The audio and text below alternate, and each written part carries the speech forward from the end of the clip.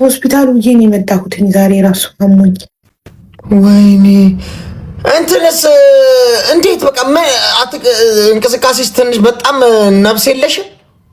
ደም እንትን ስለሌለኝ ይኸውልህ አይረን አሁን 2 ቦትል ጨርሼ 3ኛ ታዘዘልኝ። አይረን ደም ማነስ ስላለብኝ ደሜ በጣም ዝቅ ያለ ነው። ሶ ደም ሳይኖረኝ ለእሷ ደም እየሰጠኋት ነው። ሶ በጣም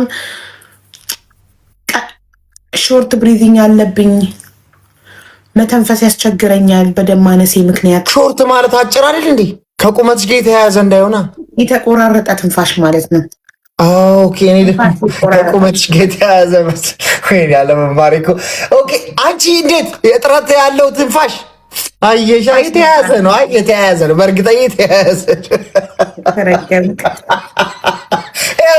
ከቁመቷ ጋር ትንፋሿም እያጠረ ነው።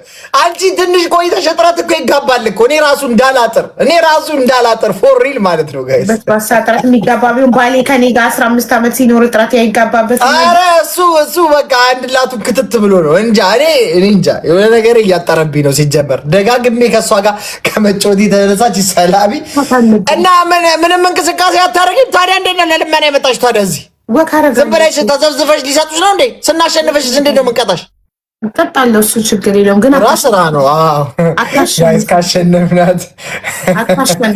ጋይስ ካሸነፍናት አጀንዳ ሁሉ የሚመጣው ነገር ሁሉ የሚመጣው ከዱባይ፣ ሌባውም ያለው ዱባይ፣ ህገወጥ ደላላውም ያለው ዱባይ፣ ረጂውም ያለው ዱባይ።